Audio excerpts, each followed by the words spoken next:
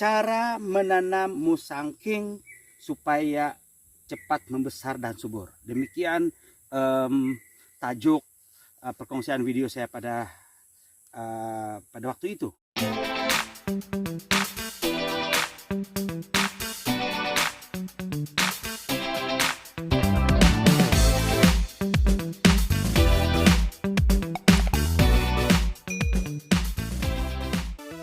Bersua kembali dengan saya di channel Liu Green Fingers. Apa kabar? Selamat petang sekali lagi. Inilah pokok yang saya kongsikan, teknik menanam musangking supaya cepat membesar dan subur. Sekarang sudah mendekati paras dada. Dahulu saya tanam tinggi ini, tinggi ini dahulu, dan sudah tumbuh sekali ganda, lebih kurang. Seingat saya pokok ini sudah 3 ataupun 4 kali berpucuk, ya.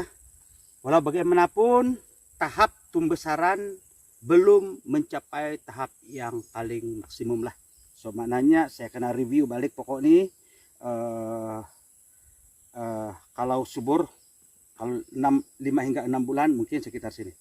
Apapun pokok ini sehat, bertumbuh dengan baik, bebas daripada penyakit. Ulat gulung sudah saya selesaikan tempoh hari. Ini adalah bekas-bekas ulat lipat daun ataupun gulung daun sudah saya selesaikan. Foliar, racun serangga, racun kulat dan sebagainya. Oke, saya review yang pokok ini. Kalau rekan-rekan masih ingat tempoh hari, dalam tajuk video saya, cara menanam musangking supaya cepat membesar dan subur. Demikian tajuk perkongsian video saya pada waktu itu. Ini adalah kali pertama saya review balik pokok ini. Oke, kalau kita lihat pokok ini cantik. 2, 3, 4, 5, 6, 7, 8, 9, 10, 11, 12, 13, 14. Sudah ada 14 dahan yang jelas di sini untuk pembuahan. Mungkin ada beberapa yang perlu dibaiki lah. Ada yang dekat, ada yang bertindih, ada yang kecil dan sebagainya. Tetapi saya percaya selepas ini, kalau pokok ini sudah tumbuh setinggi ini, ada lagi cabang-cabang yang tumbuh untuk pembuahan. Jadi pada waktu itu saya akan pilih mana satu dahan yang sesuai untuk pembuahan lah. Seperti pengongsian video yang lalu, saya akan tarik nih balik supaya dia mempunyai sudut mendatar. Tapi itu nanti saya kongsikan di video yang lain. Oke. So, satu perkara lagi waktu itu. Waktu saya tanam, waktu itu saya katakan pokok ini condong ke tidak lurus, tidak tegak waktu itu. Dia condong. Kemudian saya katakan saya tidak gunakan pipe ataupun batang pokok untuk menyokong batang pada waktu itu. Kalau rekan-rekan sekalian menyimak semula video saya yang terdahulu, pokok ini condong seperti ini. Dia condong ke arah matahari terbenam. Tetapi pada waktu itu mengikut perkongsian video saya pada waktu itu, saya memang sengajakan tanpa ada pipe ataupun kayu untuk menyokong batang ini tegak.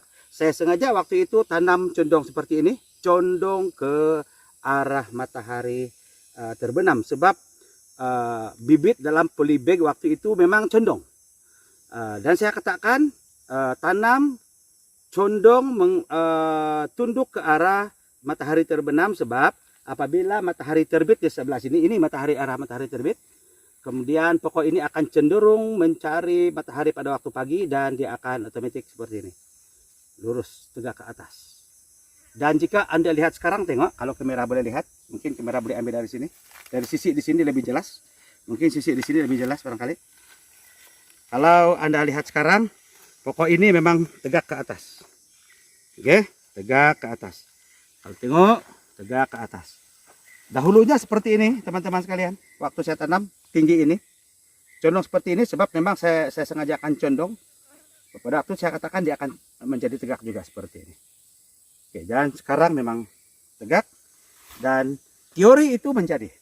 Dan sebenarnya itulah yang disarankan oleh orang-orang mereka yang lebih berpengalaman lah.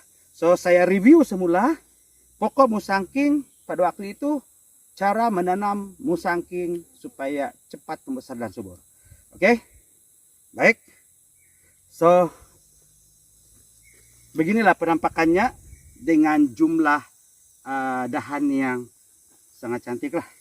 Oke, so oleh karena sekarang musim kemarau juga, so saya akan tambah inovasi penyiraman untuk pokok ini menggunakan botol mineral yang saya gabung ataupun cantumkan sebanyak 4 botol lah.